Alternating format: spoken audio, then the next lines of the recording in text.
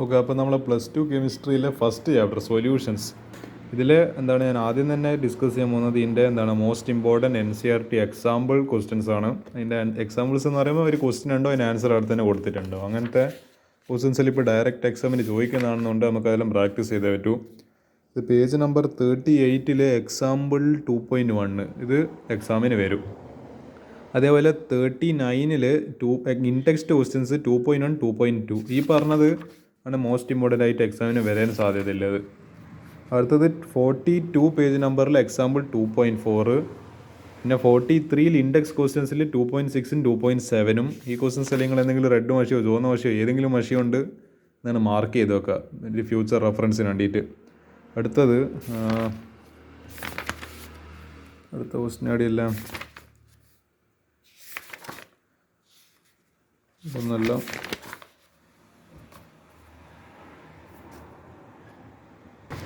അടുത്തത് page number 56 example 2.11 ചെയ്യുക. അതേപോലെ 57 ഇൻടെക്സ് ക്വസ്റ്റ്യൻസിൽ 2.10 2.11. അതേപോലെ ഇതിൽ കുറച്ച് ലെവൽ കൂടിയ ചോദ്യങ്ങളാണ്. ഞാൻ ഡേഞ്ചറസ് എഴുതാൻ കാരണം ഇതിൻ്റെ സൊല്യൂഷൻ നിങ്ങൾ കാണുമ്പോൾ അതിനനുസരിച്ച് നല്ല ടഫാണ്. 59 പേജ് നമ്പറിൽ എക്സാമ്പിൾ 2.12 നിങ്ങൾ നോർമലി ചെയ്യുന്ന മെത്തേഡ് വെച്ച് ചെയ്യുന്ന പോലത്തെ ക്വസ്റ്റ്യൻ അല്ല ഇത് കുറച്ചും കൂടി ആലോചിക്കേണ്ട ക്വസ്റ്റ്യനാണ്. അതേപോലെ പേജ് നമ്പർ 60 എക്സാമ്പിൾ 2.13 ഇതെല്ലാം കാണില്ല. ഇവിടെ എന്തല്ലോ 1 - x + x + x എന്നെല്ലാം പറഞ്ഞിട്ട് അതല്ലോ അങ്ങനത്തെ ക്വസ്റ്റ്യൻസാണ് ഇതൊക്കെ. അപ്പോൾ ഇതൊക്കെ എക്സാം ടഫ് ആവുകയാണെങ്കിൽ വരുന്ന ക്വസ്റ്റ്യൻസ്. അപ്പോൾ ഇത്ര ക്വസ്റ്റ്യൻസാണ് NCERT എക്സാമ്പിൾസ് ആണ് നമ്മളെ സൊല്യൂഷൻസ് എന്ന് പറയുന്ന ചാപ്റ്ററിന് നമ്മളെ ഏതിന് വരാൻ സാധ്യതയുള്ളത്, നമ്മളെ പബ്ലിക് എക്സാമിന് വരാൻ സാധ്യതയുള്ളത്. ഓക്കെ, അപ്പോൾ നമ്മളെ സൊല്യൂഷൻസിൽ plus two chemistry first chapter സൊല്യൂഷൻസിൽ ഏറ്റവും ഇമ്പോർട്ടൻ്റ് ആയിട്ടുള്ള NCERT എക്സസൈസ് ക്വസ്റ്റ്യൻസ് ഇതിൽ ഓൾമോസ്റ്റ് 42 ചോദ്യമുണ്ട്. 42 എന്ന് പറയുമ്പോൾ അപ്പോൾ എന്തായാലും എനിക്ക് കുറേ ക്വസ്റ്റ്യൻസ് ഇതിൽ ഡിസ്കസ് ചെയ്യേണ്ടി വരും. അപ്പോൾ ഞാനിത് ഒറ്റ പാർട്ടായിട്ട് ചെയ്യാൻ ഉദ്ദേശിക്കുന്നില്ല. 2-3 4 വേണ്ടിയെങ്കിലും എടുത്തിട്ട് നമുക്ക് സാവധാനം ചെയ്തു വരാം. അപ്പോൾ ഞാൻ എന്തായാലും എളുപ്പത്തിൽ LKG ലെവൽ പ്രോബ്ലംസ് ഒന്നും ഞാൻ അതിൽ ഡിസ്കസ് ചെയ്യാൻ പോകുന്നില്ല. അതിൽ നിങ്ങൾ സ്വന്തം ചെയ്തോളൂ. അല്ലെങ്കിൽ ഞാൻ കുറച്ചും കൂടി ലെവൽ കൂടിയ ചോദ്യങ്ങൾ നിങ്ങൾ കുറച്ചും കൂടി ഒരു വിഷമിപ്പിക്കുന്ന രീതിയിലുള്ള ചോദ്യങ്ങളായിരിക്കും ഞാൻ ഈ പാഠത്തിൽ ഡിസ്കസ് ചെയ്യുന്നുണ്ടാവും. ഈ പാഠം മാത്രമല്ല എല്ലാ പാഠത്തിലും. നമുക്ക് ക്വസ്റ്റ്യൻ വായിക്കുക. How many milli litre of 0.1 molar, ഈ ക്യാപിറ്റൽ ലെറ്റർ M മോളാർ, നമ്മൾ +1 കുറച്ച് ബേസിക്സ് ഞങ്ങളെ കൊണ്ട് ഞാൻ revise ചെയ്യിപ്പിക്കുകയാണ്. HCl are required to react completely with 1 gram mixture of Na2CO3 and NaHCO3 containing equimolar amounts of both. അപ്പോൾ ഈ പറഞ്ഞ ഇത് നമ്മൾ 0.1 മോളാർ HCl ഉണ്ട്, അതേപോലെ 1 gram mixture of Na2CO3 NaHCO3 ഉണ്ട്. അത് എന്തിലുണ്ട്? അത് രണ്ടും ഈക്വമലർ എന്ന് പറയുമ്പോൾ രണ്ടിനും കോൺസെൻട്രേഷൻ സെയിം ആണ്. അപ്പോൾ ഇതിനിപ്പോൾ 1 മോളാർ ആണെങ്കിൽ ഇതിനും 1 മോളാർ, ഇതിന് 2 മോളാർ ആണെങ്കിൽ ഇതിനും 2 മോളാർ തന്നെ. അപ്പോൾ ഇക്വമോളർ എന്ന് പറഞ്ഞാൽ അങ്ങനെ. അപ്പോൾ HClൻ്റെ എന്ത് കണ്ടുപിടിക്കണം? വോളിയം കണ്ടുപിടിക്കണം ഈ മില്ലി ലിറ്റർ. അതാണ് നമ്മുടെ ടാസ്ക്. ഇതിൻ്റെ ക്വസ്റ്റ്യൻ്റെ പ്രത്യേകത ഇതിപ്പോൾ നിങ്ങൾ കണ്ട സ്റ്റെപ്പ് 1, സ്റ്റെപ്പ് 2, സ്റ്റെപ്പ് 3 നമുക്ക് ഫൈനൽ ആൻസർ കിട്ടുക. അപ്പോൾ ഇത്ര ലെങ്തി ഉണ്ട്. അതുകൊണ്ടാണ് ഞാൻ ഈ ക്വസ്റ്റ്യൻ്റെ ഫസ്റ്റ് തന്നെ സെലക്ട് ചെയ്യാൻ കാരണം. നമുക്ക് ചെയ്യാം. സ്റ്റെപ്പ് 1 നിങ്ങൾ സ്റ്റെപ്പായിട്ട് ചെയ്യുന്നതിൻ്റെ ഗുണം എന്ന് പറയുന്നത് നിങ്ങൾക്ക് ആ ഓരോ പ്രൊസീജിയർ മനസ്സിലായി വരും. അല്ലാണ്ട് ഞാൻ വെറുതെ എന്ന് പറയേണ്ടത് ആടുന്ന് എഴുതി ഈടുന്ന് എഴുതി അതിനെക്കൊണ്ട് കാര്യമില്ല. ഞാൻ ഓരോ സ്റ്റെപ്പ് വൈസ് ആയിട്ട് നമുക്ക് വളരെ പ്രൊസീജിയർ പരമായിട്ട് നമുക്ക് എഴുതാം. Calculating the mass of Na2CO3 and NaHCO3 നമുക്ക് ഈ രണ്ടിനും മാസ് കണ്ടുപിടിക്കാം. എന്തെല്ലോ കുറേ എന്തെല്ലോ എന്താ പറയുക ഗിവൺ ഡാറ്റയെല്ലാം തന്നിട്ടുണ്ട്. നമുക്ക് ആ ഡാറ്റ വെച്ചിട്ട് ഇതിനെ മാസ് കണ്ടുപിടിക്കുക. മാസ് ഓഫ് ദ മിക്സർ, ഇത് രണ്ടും മിക്സ് ചെയ്യുന്ന സമയത്ത് ഒരു മിക്സർ ഉണ്ടാവുന്നുണ്ടല്ലോ, മിക്സർ. അപ്പോൾ അത് 1 gram എന്ന് പറഞ്ഞിട്ടുണ്ട്. അല്ലെ മാസം നമുക്ക് അറിയാത്ത കാര്യത്തിന് നമ്മളൊരു വേരിയബിൾ Xോ Yയോ Z എന്ന് പറഞ്ഞിട്ടുള്ളത് നമുക്ക് തൽക്കാലത്തേക്ക് X gram എന്ന് പറഞ്ഞിട്ട് ഇതിൻ്റെ മാസ് എടുക്കാം Na2CO3ൻ്റെത്. അപ്പോൾ X plus something equal to 1. അതായത് ഇപ്പോൾ ഇതിൻ്റെ മാസ് നമ്മൾ X ആയിട്ട് എടുത്തു കഴിഞ്ഞാൽ പിന്നെ ഇതെന്തായിരിക്കും? ഇതിപ്പോൾ Na2CO3 ആണെങ്കിൽ ഇതാണ് ഏതിൻ്റെ മാസം എന്ന് പറയുന്നത് NaHCO3. അപ്പോൾ ഇതെങ്ങനെ കണ്ടുപിടിക്കും? ഇത് നമുക്ക് അറിയില്ല. അപ്പോൾ ഇതെങ്ങനെ കണ്ടുപിടിക്കും? ഈ Xന് അപ്പുറത്തേക്ക് പറഞ്ഞേക്കാം. അപ്പോൾ ഈ quantity is equal to 1 - X. അതിന് ഇവരുടെ എഴുതിയിട്ടില്ലത്. നമ്മളിത് X ഗ്രാമായിട്ട് എടുക്കുമ്പോൾ അപ്പോൾ മറ്റേൻ്റെ മാസ് ഇത് രണ്ടും ടോട്ടൽ കൂട്ടിക്കഴിഞ്ഞാൽ 1 കിട്ടണം. അപ്പോൾ ഇത് X ആയിട്ട് ഞാൻ പരിഗണിച്ച് കഴിഞ്ഞാൽ അപ്പോൾ മറ്റേൻ്റെ മാസം എന്തായിരിക്കും? 1 - X gram. അത് ലോജിക്ക് പ്രകാരം ഇത് സിമ്പിൾ മാത്സ് ആണ്. അടുത്തത് number of moles of Na2CO3, അതായത് സ്മോൾ ലെറ്റർ M Na2CO3 ചെയ്യുന്ന സമയത്ത് എന്താണ് നമുക്കറിയാം ഗിവൺ മാസ് ബൈ മോളാർ മാസാണ് അത്.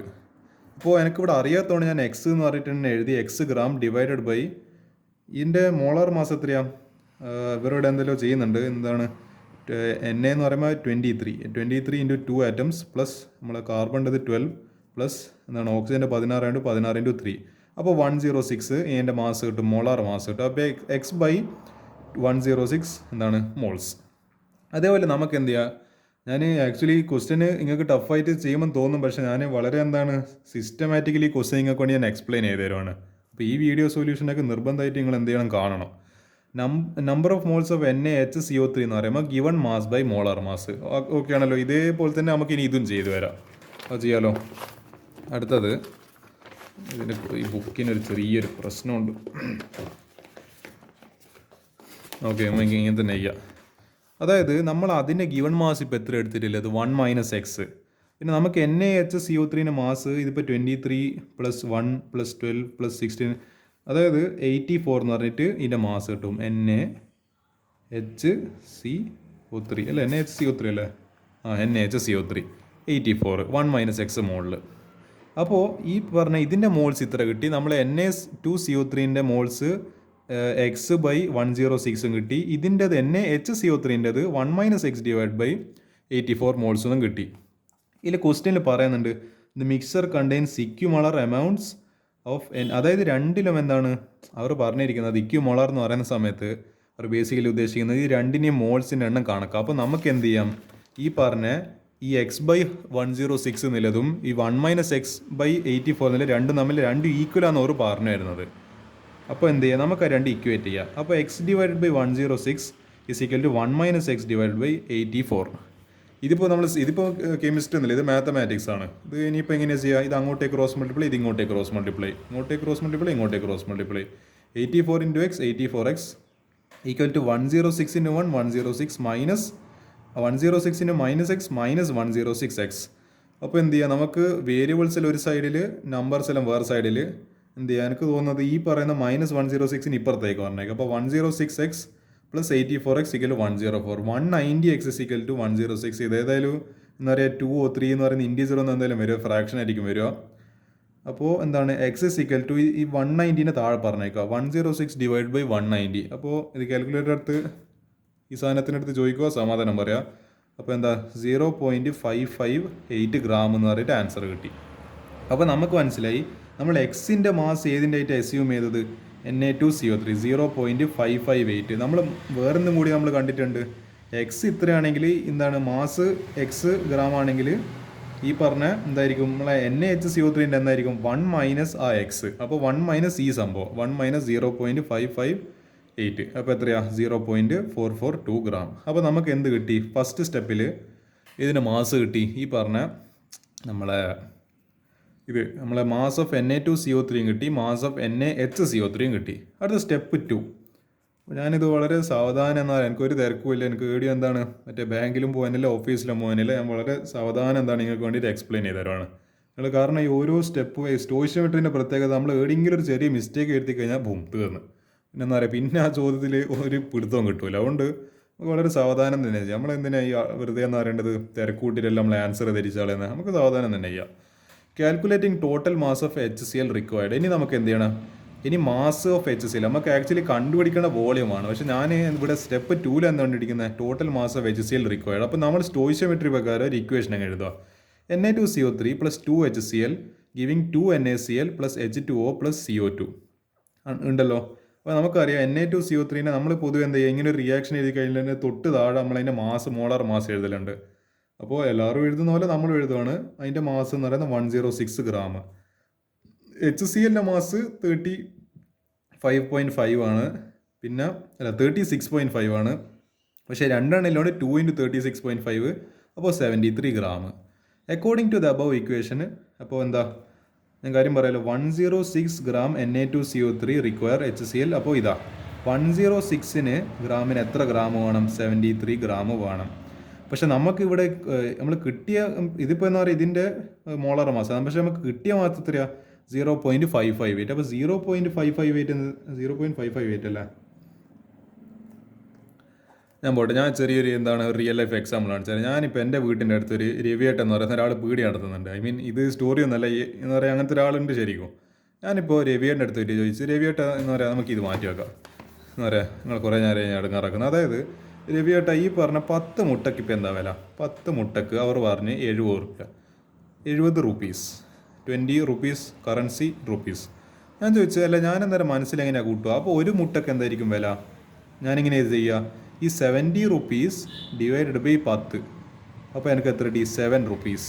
അപ്പോൾ ഞാൻ ചോദിക്കുന്ന രവിയേട്ടാ, ഒരു മുട്ടക്ക് 7 റുപ്യ മനസ്സിലായി, അത് എൻ്റെ കണക്കൂട്ടിൽ വെച്ചിട്ട് എനിക്ക് ചെയ്യാൻ പറ്റി.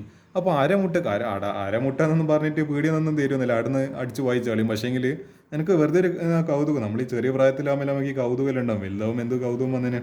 ഞാൻ ചോദിക്കുന്നത് എനിക്കൊരു അരമുട്ട വേണം, അരമുട്ടക്ക് അപ്പോൾ എന്തായിരിക്കും വില? അപ്പോൾ ഞാൻ തൽക്കാലത്തേക്ക് ഈ 7 എഴുതുന്നില്ല, ഇത് ഈ ഫ്രാക്ഷൻ ഇതേപോലെ തന്നെ വെച്ചാൽ 70 ഡിവൈഡ് ബൈ 10 ഇൻറ്റു 0.5. അത് ചെയ്യുന്ന സമയത്ത് എങ്ങനെ? ഈ 70 ഡിവൈഡ് ബൈ 10 എന്ന് പറയുന്നത് 7 ഇൻറ്റു 1/2, 0.5 എന്ന് പറയുന്നത് പകുതി. അപ്പോൾ ഇതിൻ്റെ പകുതി എത്ര വരിക? 3.5.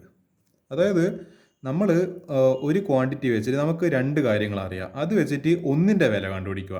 എന്നിട്ട് നമുക്ക് എത്രയാണോ വേണ്ടത്, നമുക്കിപ്പോൾ ഒന്നിൻ്റെ വില കിട്ടിക്കഴിഞ്ഞാൽ നമ്മൾ എന്ത് ചെയ്യുക? എത്രയാണോ ഇനി നമുക്ക് ഇനി 0.5 ആയിക്കോട്ടെ, 0.25 ആയിക്കോട്ടെ, അല്ല 2.5 ആയിക്കോട്ടെ, 1.25 ആയിക്കോട്ടെ, 2.5 ആയിക്കോട്ടെ, നമുക്ക് എന്ത് ചക്ക വാങ്ങാൻ തേങ്ങ കണ്ടുപിടിക്കാനാണെങ്കിലും നമുക്കിവിടെ ഈ ഒന്ന് കണ്ടുപിടിക്കാൻ കിട്ടിയ ഒരു റേഷ്യോ ഉണ്ടാവല്ലോ, ഒരു ഫ്രാക്ഷന്, നമ്മൾ എന്താണ് കണ്ടുപിടിക്കേണ്ടത് അത് വെച്ചിട്ട് മൾട്ടിപ്ലൈ ചെയ്യാം. 70/10, അപ്പോൾ എനിക്ക് 0.5 കണ്ടുപിടിക്കേണ്ടത്, അപ്പോൾ 0.5 വെച്ചിട്ട് മൾട്ടിപ്ലൈ ചെയ്യാം. ഞാൻ ഇതേ ലോജിക്ക് ഇവിടെ അപ്ലൈ ചെയ്യാൻ പോവാം. ഇതിപ്പോൾ എന്താണ് 10 മുട്ടക്ക് ഇത്ര വില, അപ്പോൾ ഒരു മുട്ടക്ക് എത്ര വില? അപ്പോൾ 1 ഗ്രാമിന് എത്രയായിരിക്കും ഈ HCl-ൻ്റെ? ഇത് Na2CO3, ഇത് HCl. അപ്പോൾ 1 ഗ്രാമിന് എന്തായിരിക്കും വില? 73, അതായത് rupees divided by egg, number of eggs, 73 divide by 106. ഇതാണ് ഒരു മുട്ടേൻ്റെ വില, അല്ലെങ്കിൽ 1 ഗ്രാം. അപ്പോൾ HCl ഇത്ര വേണം. അതേപോലെ അപ്പോൾ നമുക്കിപ്പോൾ കിട്ടി, അപ്പോൾ 0.55 വെയിറ്റ്, ഇത് ഏകദേശം ഒരു 0.5-ന് നമുക്ക് അപ്രോക്സിമേറ്റ് എടുക്കുക. നമുക്കിപ്പോൾ ഇതാണല്ലോ വേണ്ടത്. അപ്പോൾ എന്ത് ചെയ്യുക? ഈ കിട്ടിയ ഒന്നിൻ്റെ വാല്യൂ വെച്ചിട്ട് ഇതിനെ മൾട്ടിപ്ലൈ ചെയ്യുക. അപ്പോൾ 73 ഡിവൈഡ് ബൈ 106 ഇൻറ്റു ഇതാണല്ലോ കിട്ടേണ്ടത് 0.558. അതിന് ഇവരോട് ചെയ്തിരിക്കുന്ന 73 ഇൻറ്റു 0.558 ഡിവൈഡഡ് ബൈ 106. അതായത് ഈ ക്വാണ്ടിറ്റി എന്ന് പറയുന്നത് 73 ഡിവൈഡ് ബൈ 106 എന്ന് പറയുന്നത് ഒരു മുട്ടേൻ്റെ വില. നമുക്ക് വേണ്ടത് ഒരു മുട്ടയല്ല, ഇവിടെ എത്ര മുട്ടകളാണ് വേണ്ടത്? 0.558 മുട്ടയാണ് വേണ്ടത്. അപ്പോൾ എന്ത് ചെയ്യുക? അതിനെ കൊണ്ട് മൾട്ടിപ്ലൈ ചെയ്യുക. അപ്പോൾ നമുക്കൊരു ആൻസർ കിട്ടും. ഇതും ദിസ് തിങ് എന്ത് ചെയ്യുക? 0.384 എന്ന് പറഞ്ഞൊരു ഗ്രാം കിട്ടും. ഓക്കെ, മനസ്സിലായല്ലോ? അപ്പോൾ ഇത് നമ്മളെ ഈക്വേഷൻ. നമുക്ക് ഇത് വെച്ചിട്ട് എന്ത് കിട്ടി? നമ്മളെ സ്റ്റോയിഷ്യോമെട്രി പ്രകാരം നമുക്കിപ്പോൾ 0.558 ഗ്രാം Na2CO3ക്ക് എത്ര ഗ്രാം HCl വേണം കംപ്ലീറ്റ് ആയിട്ട് റിയാക്ട് ചെയ്യാൻ? 0.384 ഗ്രാം വേണം. നമ്മൾ കണ്ടുപിടിച്ചത് NaCO3ൻ്റെ അല്ല. ഇനി NaHCO3 കണ്ടുപിടിക്കുക. NaHCO3 നമ്മൾ മോളാർ മാസ് കണ്ടുപിടിച്ചായിരുന്നു 84 ഗ്രാം. HCl ഇവിടെ 2 HCl എടുക്കേണ്ട ആവശ്യമില്ല, കാരണം നമ്മളെ റിയാക്ഷൻ മാറി. അപ്പോൾ NaCl + H2O + CO2. അപ്പോൾ ഇതിൻ്റെ മാസ് എന്തായിരിക്കും? 36.5 ഗ്രാം. പിന്നെയും അതേ നമ്മളെ മറ്റേ മുട്ടേനെ കണക്ക് ചെയ്യുക. 84 ഗ്രാമിന് 35, 84 റിക്വയർസ് 36.5. അപ്പോൾ ഞാൻ എന്താണ് ഇവരോടൊരു സ്റ്റെപ്പ് കുറച്ചിട്ടുണ്ട്, സാരമില്ല, ഞാൻ നിങ്ങൾക്ക് വേണ്ടി ഒരു സ്റ്റെപ്പ് ഞാൻ കൂട്ടി തരുവാണ്. 84 മുട്ടക്ക് 36.5 രൂപ. അപ്പോൾ ഒരു മുട്ടക്ക് എത്രയാവില്ല? 1 ഗ്രാമിന് ഈ 36.5 റുപ്പീസ് ഡിവൈഡഡ് ബൈ ദിസ് 84. അപ്പോൾ എനിക്ക് അതും പോരാ, എനിക്ക് അതുമല്ല വേണ്ടത്. ഞാനിവിടെ കണ്ടുപിടിച്ചില്ലല്ലോ മാസ് ഓഫ് NaHCO3 0.442. അപ്പോൾ എനിക്ക് 0.442 മുട്ടേൻ്റെ വില അറിയേണ്ടത്. അപ്പോൾ അതിങ്ങനെ ചെയ്യുക? ഈ ക്വാണ്ടിറ്റി, ഈ പറയുന്ന റേഷ്യോ അതേപോലെ തന്നെ എഴുതുക. 84 ഇൻറ്റു ഈ സാധനം 0.442. അപ്പോൾ നമുക്ക് കിട്ടുന്ന സമയത്ത് ഇതാ ഈ പറയുന്നത് ഒരു മുട്ടേൻ്റെ വില, നമുക്ക് കിട്ടേണ്ടത് ഒരു മുട്ടേൻ്റെ അല്ല, ഈ പറഞ്ഞ ഇത്ര മുട്ടേൻ്റെ വിലയാണ്. അപ്പോൾ അതിൻ്റെ മൾട്ടിപ്ലൈ ചെയ്യുക. അപ്പോൾ നമുക്ക് കാൽക്കുലേറ്റ് എടുത്ത് സമാധാനം ചോദിക്കുമ്പോൾ 0.192 എന്ന് പറഞ്ഞിട്ട് അതിൻ്റെ മാസ് കിട്ടും. NaHCO3 മാസ് കിട്ടും. അപ്പോൾ ഈ പറഞ്ഞ 2 റിയാക്ഷൻ നടക്കുന്നതുകൊണ്ട് നമ്മൾ എന്ത് ചെയ്യണം? നമുക്ക് ഈ കിട്ടിയ NaCO3ൻ്റെ HCl-ആയിട്ട് എത്ര മാസ് റിയാക്ട് ചെയ്യും അതും എടുക്കണം, പ്ലസ് ഏതും എടുക്കണം. NaHCO3 ആയിട്ട് റിയാക്ട് ചെയ്യുമ്പോൾ HCl-ൻ്റെ മാസ് എത്രയാണ്, എത്ര മാസ് റിക്വയർഡ് ആണോ അത് രണ്ടും മൾട്ടിപ്ലൈ ആണോ, മൾട്ടിപ്ലൈ അല്ല, അത് രണ്ടും ആഡ് ചെയ്യണം, സം ചെയ്യണം. അപ്പോൾ നമുക്ക് കിട്ടിയ 0.384 total mass of HCl required 0.384 plus ഏത് 0.192. അപ്പോൾ ഇത് ചെയ്ത് കഴിഞ്ഞാൽ 0.576 ഗ്രാം. അപ്പോൾ നമ്മളിവിടെ ക്വസ്റ്റ്യൻ ഇതോടുകൂടി അവസാനിച്ചോ, നമുക്ക് സന്തോഷിക്കാൻ എന്ന് പറയേണ്ടത് സെലിബ്രേറ്റ് ചെയ്യാനായോ ആയിട്ടില്ല. ഇനി ഒരു സ്റ്റെപ്പ് 3 കൂടിയുണ്ട്, കാൽക്കുലേറ്റിംഗ്. കാരണം നമ്മളിപ്പോൾ മാസേ കണ്ടുപിടിച്ചില്ല, ഇനി നമുക്ക് എന്ത് കണ്ടുപിടിക്കണം? ചിലപ്പോൾ എനിക്കൊന്ന് ഈ മാസ് വെച്ചിട്ട് നമ്മൾ എന്ത് കണ്ടുപിടിക്കണം? ഈ പറഞ്ഞ വോളിയം കണ്ടുപിടിക്കണം ഇനി. അതായത് നമുക്കിപ്പോൾ മാസ് കിട്ടി 0.576 ഗ്രാം. മൊളാരിറ്റി ഓഫ് HCl തന്നിട്ടുണ്ട് 0.1 മോളാർ. നമുക്ക് മൊളാരിറ്റിന് ഇക്വേഷൻ അറിയാലോ, mass by given mass by molar mass, അതായത് WB/MB × 1000 / VmL. ഇങ്ങനത്തെ ഒരു ഇക്വേഷൻ ആയിരിക്കും നിങ്ങൾ ചിലപ്പോൾ നിങ്ങളുടെ ടീച്ചർ പഠിപ്പിച്ചിട്ടുണ്ടാവും. M/, ഞാനെല്ലാം പഠിക്കുന്ന പോലെ തന്നെ ഞാൻ ഇതേ ഇക്വേഷനാണ് അടിച്ചത്. നിങ്ങൾ ഈ ഇക്വേഷൻ കാണുന്നത് നിങ്ങൾക്ക് ചിലപ്പം പരിചയം ഉണ്ടാവും. WB/MB ഞാൻ ഇങ്ങനെ തന്നെയാണ് പഠിച്ചത്, VmL. അപ്പോൾ ഇതിങ്ങനെ. അപ്പോൾ എന്താണ് ഇവിടെ 0.1 ഓൾറെഡി മൊളാരിറ്റി തന്നിട്ടുണ്ട്. നമുക്ക് ഗിവൺ മാസ് എത്ര ഇവിടെ HCl 0.576 ഡിവൈഡഡ് ബൈ എന്താണ് മോളാർ മാസ് എന്ന് പറയുമ്പോൾ, അതായത് ഇപ്പോൾ 0.1 = given mass WB 0.576 divided by molar mass എത്ര എടുപ്പോയി നമ്മൾ 36.5 നമുക്കറിയുന്നത് ഇതാ ഇൻറ്റു 1000 എടുപ്പോയി. അപ്പോൾ വോളിയം ഇൻ ലിറ്റേഴ്സ് കണ്ടുപിടിക്കണം. വോളിയം ഇൻ ലിറ്റേഴ്സ് കണ്ടുപിടിക്കുന്ന സമയത്ത് നമുക്കൊരു കാര്യം ചെയ്യാം. വോളിയം ഇൻ ലിറ്റേഴ്സ് കണ്ടുപിടിക്കുമ്പോൾ ഈ 1000 വേണ്ട 1/V litre, V in litre കണ്ടുപിടിക്കുക. അപ്പോൾ നമുക്ക് ഈ V ലിറ്റർ ഈ എക്സാ കണ്ടുപിടിക്കണം. ഇതിനിപ്പോൾ ഒരു എക്സ് ആയിട്ട് കൺസിഡർ ചെയ്യുമ്പോൾ ഈ എക്സിന് എന്ത് ചെയ്യുക, ഇപ്പുറത്തേക്ക് പറഞ്ഞേക്കുക. അപ്പോൾ 0.576 × 1 ഡിവൈഡഡ് ബൈ 36.5. ഈ 0.1 താഴെ വരുന്ന സമയത്ത് ഇൻറ്റു 0.1 താഴെ 36.5 × 0.1. അതിന് ഇവിടെ എഴുതിയിരിക്കുന്ന വോളിയം = 0.576 ഡിവൈഡഡ് ബൈ 36.5 × 0.1. അപ്പോൾ നമുക്ക് എന്താ ആൻസർ കിട്ടി? 0. കിട്ടുന്ന ആൻസർ ലിറ്ററിലായിരിക്കും 36.5. അല്ലെങ്കിൽ നിങ്ങൾക്ക് ഇതിപ്പോൾ എന്താണ് ഡയറക്റ്റ് മില്ലി ലിറ്ററിൽ ആൻസർ വേണ്ടിക്കൽ ഇവിടെ എന്താണ് മുകളിൽ ഒരു 1000 കൊണ്ട് മൾട്ടിപ്ലൈ ചെയ്താൽ മതി. അതായത് 0.576 ഇൻറ്റു ഒരു 1000 കൂടി ചെയ്ത് കഴിഞ്ഞാൽ നമുക്ക് ഡയറക്റ്റ് ആൻസർ മില്ലി ലിറ്റർ കിട്ടും. പക്ഷേ ഇവരിവിടെ ചെയ്തിരിക്കുന്നത് 1/, അത് പറഞ്ഞിട്ടാണ് ചെയ്തിരിക്കുന്നത്. അപ്പോൾ എന്താ നമുക്ക് മനസ്സിലായത് ഇവർ ലിറ്ററിലാണ് ആൻസർ കിട്ടാൻ നോക്കും. നമുക്ക് ലിറ്ററിന് കിട്ടിയ ലിറ്ററിനെ നമ്മൾ പിന്നെ മില്ലി ലിറ്ററിലേക്ക് മാറ്റിയാൽ മതി. നിങ്ങൾക്ക് എങ്ങനെയും ചെയ്യാം. നിങ്ങൾക്ക് വേണ്ടി ഡയറക്റ്റ് മില്ലി ലിറ്റർ കണ്ടുപിടിക്കുക. ഇവിടെ ഒരു മുകളിൽ ഒരു 1000 കൊണ്ട് മൾട്ടിപ്ലൈ ചെയ്താൽ മതി. ഇല്ലെങ്കിലും കുഴപ്പമില്ല. ഇവിടെ 1/V ലിറ്റർ എന്ന് എഴുതിയിട്ട് എന്ത് ചെയ്യുക, ലാസ്റ്റ് കിട്ടിയ ആൻസറിനെ മില്ലി ലിറ്ററിലേക്ക് മാറ്റിയാലും മതി. ഇവിടെ 1000, അതായത് 1 കിലോഗ്രാം കിട്ടിക്കഴിഞ്ഞാൽ അത് 1000 ഗ്രാമാണ് നമുക്ക് കോമൺ സെൻസ് വെച്ചിട്ട് അറിയുന്ന കാര്യമില്ല. അത് ചെയ്താൽ മതി, അത്ര ഞാൻ പറയാനല്ലോ. 0.576 ഡിവൈഡഡ് ബൈ 36.5 × 0.1 0.1578 ലിറ്റർ കിട്ടും. അപ്പോൾ എനിക്ക് തോന്നുന്നു ഇതിനൊരു 1000 കൊണ്ട് മൾട്ടിപ്ലൈ ചെയ്ത് കഴിഞ്ഞാൽ 157.8 or അപ്രോക്സിമേറ്റ്ലി 158 മില്ലി ലിറ്റർ ആയിരിക്കും ആൻസർ. അപ്പോൾ ഇതാണ് ഈ ക്വസ്റ്റ്യൻ ആൻസർ. ഈ ക്വസ്റ്റ്യൻ്റെ പ്രത്യേകത എന്ന് പറയുന്നത് ഇതിൽ എനിക്ക് ഭയങ്കര ടഫായിട്ട് തോന്നിയൊന്നുമില്ല. നിങ്ങൾക്ക് പക്ഷേ ചിലപ്പോൾ ഇത് ടഫാകാൻ തോന്നാൻ കാരണം ഇത് കുറേ സ്റ്റെപ്പ് ഉണ്ട്. അപ്പോൾ ഞാൻ എന്ത് ചെയ്തിട്ടുണ്ട്, എൻ്റെ ഓരോ സ്റ്റെപ്പ് സിസ്റ്റമാറ്റിക്കലി എക്സ്പ്ലെയിൻ ചെയ്തിട്ടുണ്ട്, ഓരോന്ന് എങ്ങനെയാണ് വരുന്നത്. അല്ല ഇതിൻ്റെ കാണുമ്പോൾ വളരെ ഭയങ്കര, ഇതിപ്പോൾ ഞങ്ങൾ ചെയ്തപ്പോൾ തന്നെ മനസ്സിലായി വളരെ സിമ്പിൾ ക്വസ്റ്റ്യൻ ആയത്. പക്ഷേ നമ്മൾ ഇങ്ങനത്തെ ഇത്ര ലെങ്ത് ഏരിയയിലെ ക്വസ്റ്റ്യൻസ് ഒന്നും പ്രാക്ടീസ് ചെയ്യാത്തതിൻ്റെ ഒരു ഇതുണ്ടല്ലോ, നമ്മൾ ആ പ്രാക്ടീസ് ചെയ്യാത്തതിൻ്റെ ഒരു കുറവ് നമുക്ക് കാണാനുണ്ട്. അതാണ് നമ്മൾ ഈ വളരെ എളുപ്പത്തിലില്ല ഒരു 2 ഇക്വേഷൻ എഴുതി അപ്പോഴത്തേക്ക് ആൻസർ കിട്ടുന്ന അങ്ങനത്തെ ചോദ്യം മാത്രം പ്രാക്ടീസ് ചെയ്ത് കഴിഞ്ഞാൽ എനിക്കൊണ്ട് കാര്യമില്ല. ഇങ്ങനത്തെ ക്വസ്റ്റ്യൻസ് നിങ്ങൾ കൂടുതൽ പ്രാക്ടീസ് ചെയ്യണം, കൂടുതൽ നിങ്ങൾ ക്ഷമ പരീക്ഷിക്കുന്നത്. ഞാനിപ്പോൾ വളരെ ക്ഷമയോട് കൂടിയിട്ട് എനിക്കിപ്പോൾ എത്ര 20 മിനിറ്റ് ഈ ഒറ്റ ക്വസ്റ്റ്യൻ എക്സ്പ്ലെയിൻ എനിക്ക് 20 മിനിറ്റ് എടുത്തിട്ടുണ്ട്. അത് എനിക്ക് വിഷയമില്ല. കാരണം നമ്മൾ എന്ത് ചെയ്യണം, ആ സ്റ്റെപ്പ് ബൈ സ്റ്റെപ്പ് മനസ്സിലാക്കി തന്നെ പറഞ്ഞു. സ്റ്റെപ്പ് 1 ഞാൻ പറഞ്ഞ് എക്സ്പ്ലെയിൻ ചെയ്ത്, പിന്നെ സ്റ്റെപ്പ് 2 പിന്നെ സ്റ്റെപ്പ് 3. സ്റ്റെപ്പ് 3 നമുക്ക് ഫൈനൽ ആൻസർ 158 മില്ലി ലിറ്റർ പറഞ്ഞിട്ട് കിട്ടി. അപ്പോൾ ഇതാണ് ഈ ക്വസ്റ്റ്യൻ ആൻസർ. വളരെ സിമ്പിളായിരുന്നു, പക്ഷേ ഞാൻ പറയാലോ ലെങ്തിയാണ്, അൺനെസസറിലി ലെങ്തിയാണ്. എനിക്ക് തോന്നുന്നു നമുക്കിനി ഒരു ക്വസ്റ്റ്യൻ കൂടി ഡിസ്കസ് ചെയ്യേണ്ട ടൈമും കൂടി ഉണ്ടാവും. ഇത് ഞാൻ വീടിന് അധികം തന്നെ നീട്ടിക്കൊണ്ടുപോകുന്നില്ല. നമുക്കൊരു ക്വസ്റ്റ്യൻ കൂടി ഡിസ്കസ് ചെയ്യാം, എന്നിട്ട് ഇതിൻ്റെ പാർട്ട് 2 അടുത്തേൽ ചെയ്യാം. Why do gases always tend to be less soluble in liquids as a temperature is raised? അവർ പറയുന്നത് നമ്മൾ ഈ ടെമ്പറേച്ചർ കൂട്ടുന്ന സമയത്ത് നമ്മളെ ഗ്യാസൊക്കെ എന്താവും, അതിൻ്റെ സോളിബിലിറ്റി കുറഞ്ഞോ ഏതിൽ, ലിക്വിഡ്സിൽ. അപ്പോൾ ഇതിൻ്റെ ഒരു വളരെ സിമ്പിളായിട്ടുള്ള എക്സ്പ്ലനേഷൻ എനിക്ക് തോന്നുന്നത് നമ്മളെ +1 കെമിസ്ട്രിയിൽ ഒരു ചാപ്റ്റർ ഉണ്ട്, ഇക്വിലിബ്രിയം എന്ന് പറയുന്നത്. അതിൽ ഒരു കോൺസെപ്റ്റ് ഉണ്ട്, ലെഷാറ്റ്ലിയസ് പ്രിൻസിപ്പിൾ എന്ന് പറയുന്നത്. നമ്മളെ ലെഷാറ്റ്ലിയസ് പ്രിൻസിപ്പിൾ എന്ന് പറഞ്ഞിട്ട് നിങ്ങൾ പഠിച്ചിട്ടുണ്ടോ? അത് നിങ്ങൾക്ക് ഓർമ്മയുണ്ടെങ്കിൽ നിങ്ങൾക്ക് ക്വസ്റ്റ്യൻ പെട്ടെന്ന് ചെയ്യാൻ പറ്റും. Gas plus liquid, gas in liquid എന്നല്ല പറഞ്ഞിരിക്കുന്നത്. അപ്പോൾ ഗ്യാസ് പ്ലസ് ലിക്വിഡ് ഇസിന് ഈ പറയുന്ന ഇതെന്താ സൈൻ ചെയ്ത്, ഇത് ഇക്വിലിബ്രിയത്തിന് റിവേഴ്സിബിൾ ആണ് ഇക്വേഷന്. അപ്പോൾ ഇങ്ങോട്ടൊരു ആറോ പകുതി ഒരു ഹാഫ് എയറോ, ഇങ്ങോട്ടേക്ക് ഒരു പകുതി ഹാഫ് എയറോ.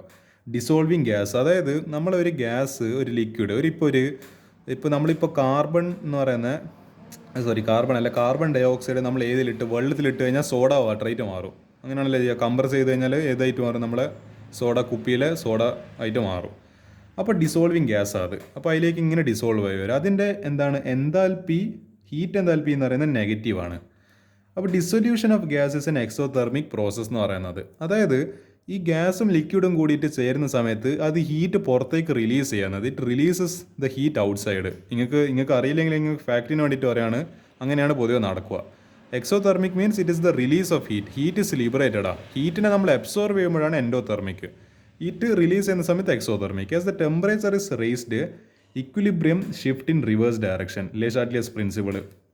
അതായത് എക്സോതെർമിക് പ്രോസസ്സ് നടക്കുന്ന സമയത്ത് നമ്മളെ ടെമ്പറേച്ചർ കൂട്ടുമ്പോൾ ഇത് ഇപ്പോൾ എക്സോതെർമിക് പ്രോസസ്സ് ആയില്ലേ അത്. ഇതിപ്പോൾ ഇതിപ്പോൾ ഇവിടെ ഒരു പ്ലസ് ഹീറ്റ്, ഒരു ഡെൽറ്റ അല്ലെങ്കിൽ ഹീറ്റ് എന്നാറ്റും പറഞ്ഞിട്ട് എഴുതാം.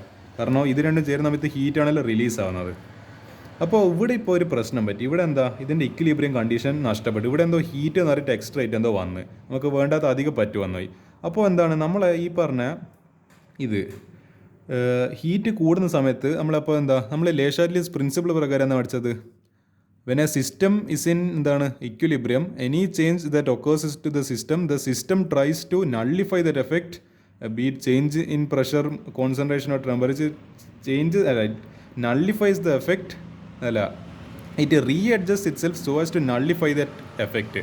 അതായത് സിസ്റ്റം തന്നെ സ്വയം എന്ത് ചെയ്യും, അതിൻ്റെ കുറച്ച് അങ്ങോട്ടും ഇങ്ങോട്ടും കുറച്ച് ഗിയർ മാറ്റി കുറച്ച് അറേഞ്ച്മെൻറ്റ് വരുത്തി ഫുള്ള് സെറ്റപ്പ് ആക്കിയിട്ട് അത് ആ ഒരു പുതിയ ഉണ്ടായൊരു എഫക്റ്റ് ഉണ്ടല്ലോ, അതായത് പുതുതായിട്ട് വന്ന് ചേഞ്ച് ആ ഇക്വിലിബ്രിയത്തിനെ നഷ്ടപ്പെടുന്ന രീതിയിൽ, അതിനെ ഇടങ്ങാറാക്കുന്ന രീതിയിൽ പുതുതായിട്ട് എന്തെങ്കിലും വന്നാൽ അയാൾ ആ സ്പോട്ടിൽ തീർത്ത് കളയും. അതാണ് ലെ ഷാറ്റ്ലിയർ പ്രിൻസിപ്പിൾ. അപ്പോൾ ഇവിടെ അധികം പറ്റായിട്ട് ആരും ഹീറ്റ് വന്ന് എക്സോതെർമിക് പ്രോസസ്സ് ആയതുകൊണ്ട് അപ്പോൾ നമ്മൾ എന്ത് നടക്കും? അപ്പോൾ നമ്മൾ റിവേഴ്സ് ഡയറക്ഷൻ, അതായത് ഈ ഡിസോൾവിങ് ഗ്യാസ് എന്തായിട്ട് മാറും? റിവേഴ്സ് ഡയറക്ഷനിൽ പോയിട്ട് ഗ്യാസ് ആൻഡ് ലിക്വിഡ് ആയിട്ട് പിന്നെയും ഇപ്പോൾ ഇങ്ങനെ ഒരുമിച്ച് നിൽക്കുന്ന സാധനം, ഇത് ഗ്യാസ് ഇത് ലിക്വിഡ് രണ്ടും ഒരുമിച്ചായി ഇത് ഡിസോൾവിങ് ഗ്യാസായി. പക്ഷേ ഹീറ്റ് ലിബറേറ്റ് ചെയ്തുകൊണ്ട് നമ്മൾ ലെ ഷാറ്റ്ലിയർ പ്രിൻസിപ്പിൾ പ്രകാരം ഇത് റിവേഴ്സ് റിയാക്ഷൻ നടത്തി ഇങ്ങനെ എന്തായി മാറും? ഇയാളൊറ്റക്ക് ഇവർ രണ്ടുപേരും ചേർന്ന് നിൽക്കുന്നത്, പക്ഷേ ലെ ഷാറ്റ്ലിയർ പ്രിൻസിപ്പിൾ പ്രകാരം ഇയാളിങ്ങനെ ഒറ്റക്ക് രണ്ടുപേരും ഐസൊലേറ്റ് ആവാൻ തുടങ്ങി. അതുകൊണ്ട് തന്നെ ഇത് ഡിസോൾവ് ചെയ്യുന്ന സമയത്തായിരുന്നു ഡിസൊല്യൂഷൻ ഇൻക്രീസ് സോളിബിലിറ്റി. നമ്മൾ നല്ലോണം നമ്മളിപ്പോൾ പഞ്ചസാര നമ്മളിപ്പോൾ ഇതിലേക്ക് കലക്കുന്ന സമയത്ത് നല്ലോണം ഡിസോൾവ് ആകുമ്പോഴല്ലേ കൂടുതൽ സോളിബിൾ ആവുക. അതുപോലെ നമുക്ക് അല്ലാണ്ട് നമ്മൾ വെറുതെ പഞ്ചസാര ഇട്ട് കഴിഞ്ഞാൽ അതിൽ കറക്റ്റാக സോളിബിൾ ആവില്ല. നമ്മളതിൻ്റെ നല്ലോണം ഒന്ന് ഇളക്കി കഴിഞ്ഞാൽ നല്ലോണം ഡിസോൾവ് ചെയ്യുമ്പോൾ it becomes more soluble and water becomes more കുറച്ചും കൂടി സ്വീറ്റ്, കുറച്ചും കൂടി മധുരമില്ല വെള്ളമായിട്ട് മാറും. അപ്പോൾ അതുകൊണ്ടാണ് ഈ പറയുന്ന ലെ ഷാറ്റ്ലിയസ് പ്രിൻസിപ്പിൾ കാരണമാണ് ഏത് നടക്കുന്നത്, ഈ ഹീറ്റിനെ ഒഴിവാക്കേണ്ടിയിട്ട് ഈ ഹീറ്റിനെ എങ്ങനെയെങ്കിലും എലിമിനേറ്റ് ചെയ്യുക. എന്നാൽ ഈ ഹീറ്റ് പോയി കഴിഞ്ഞാൽ ഈ ഹീറ്റ് ഈ എക്വിലിബ്രിയത്തിനെ ഇടങ്ങാറാക്കാൻ വന്നൊരു നമ്മൾ പറയില്ല, നമ്മളെ കൂട്ടത്തിലൊരു ചങ്ങല നമ്മൾ മര്യാദയ്ക്ക് ഒരു വൈബിൽ നിൽക്കുന്നതായിരിക്കും, അതിൻ്റെ ഇടയിലായിരിക്കും ഏതെങ്കിലും അലമ്പ് ചങ്ങയി വന്നിട്ട് നമ്മളെ ഒരു മൂടങ്ങ് പോക്കി കളയുന്നത്. അങ്ങനത്തെ ചങ്ങനെ അത് നമ്മൾ എന്താ ചെയ്യുക, സ്പോട്ടിലങ്ങ് തീർത്ത് കളയുമല്ലേ. തീർത്ത് കളയുക മീൻസ് അച്ചങ്ങനെ ആ നിമിഷം തന്നെ എങ്ങനെയെങ്കിലും ഒരു ചങ്ങേൻ്റെ അടുത്ത് എന്തെങ്കിലുമൊക്കെ പറഞ്ഞിട്ട് ചങ്ങനെ നമ്മളെ ഗ്രൂപ്പിൽ നിന്ന് ഒഴിവാക്കി കളയും. കാരണം നമ്മളെ വൈബിനനുസരിച്ചിട്ടുള്ള ആൾക്കാർ നമ്മളെ ഗ്രൂപ്പിലില്ലെങ്കിൽ അവർക്ക് ആ ഗ്രൂപ്പിൽ സ്ഥാനമില്ല. We just try to eliminate them in some means or the other. അതേപോലെ തന്നെ ഈ ഹീറ്റുകൾക്ക് ഇഷ്ടമല്ല. നമുക്ക് നമ്മളെ ഇപ്പോൾ ഹ്യൂമൻസിന് മാത്രമേ ഇങ്ങനെ പ്രശ്നം ഉണ്ടാകുന്നതെന്ന് പറയുന്നതിൽ അർത്ഥമല്ല. ഈ പറഞ്ഞ സിസ്റ്റത്തിൽ ഈ പ്രശ്നം വരുന്നുണ്ട്. ഹീറ്റ് എന്ന് പറയുന്നത് ഇയാൾക്ക് ഇഷ്ടമല്ല. അപ്പോൾ ഇയാൾ എങ്ങനെയെങ്കിലും എലിമിനേറ്റ് ചെയ്തിട്ട് റിവേഴ്സ് ഡയറക്ഷനിൽ അപ്പോൾ നടക്കും. അപ്പോൾ ഈ പറഞ്ഞ ഡിസോൾവ് ചെയ്യുന്ന ഗ്യാസ് ഡിസോൾവ് ആവാണ്ട് പിന്നെയും ഗ്യാസ് മാത്രമായിട്ട് മാറും. ഗ്യാസ് ഒറ്റക്ക് ലിക്വിഡ് ഒറ്റക്ക്. അപ്പോൾ ഇവർ തമ്മിലില്ല ആ ഒരു കപ്ലിങ്, ആ ഒരു റിയാക്ഷൻ നടക്കൂല. അപ്പോൾ ഈ പറഞ്ഞ it results in decrease of solubility of gases in liquid. അപ്പോൾ ഈ ലെ ഷാറ്റ്ലിയസിൻ്റെ രണ്ട് പ്രിൻസിപ്പിൾ എഴുതിക്കോ. അതായത് ഒന്ന് dissolution of gases in exothermic process as the temperature is raised. അപ്പോൾ ടെമ്പറേച്ചർ കൂടുന്തോറും ഇത് കൂടുതൽ ഹീറ്റാണ് പുറത്തേക്ക് വരുന്നത്. അതെന്തായാലും ഇയാൾക്ക് ഇഷ്ടപ്പെടില്ല. അപ്പോൾ എന്ത് ചെയ്യും? As per le Chatelier's principle the equilibrium shift in reverse direction, hence it results in decrease in solubility of gases in liquid. ഇത്ര എഴുതി കൊടുത്തു കഴിഞ്ഞാൽ എൻ്റെ ഫുൾ മാർക്ക് കിട്ടും. 2 മാർക്കിനെ ചോദിക്കാൻ ചാൻസ് ഇല്ല ക്വസ്റ്റൻ ചെയ്ത്. അപ്പോൾ ഏതായാലും ഈ 2 ക്വസ്റ്റ്യൻസാണ് എനിക്ക് ഇപ്പോൾ ഡിസ്കസ് ചെയ്യാനുള്ളത്. അപ്പോൾ ഈ ക്വസ്റ്റ്യൻസ് എല്ലാം എന്ത് ചെയ്യുക, നിങ്ങൾ പരമാവധി പ്രാക്ടീസ് ചെയ്യുക. ഞാൻ ഒന്നാമത്തെ ക്വസ്റ്റ്യൻ ഞാൻ കുറേ സമയം എടുത്തിട്ടുണ്ട്, പക്ഷേ അത് നിങ്ങൾക്ക് പരമാവധി എക്സ്പ്ലെയിൻ ആയിട്ടുണ്ടാവുമെന്ന് ഞാൻ പ്രതീക്ഷിക്കുന്നത്. അത് തൽക്കാലത്തേക്ക് ഇത്ര മതി. അപ്പോൾ നമുക്ക് പാർട്ട് 2 ഇനി അടുത്ത ക്വസ്റ്റ്യൻസ് എല്ലാം ചെയ്യാം.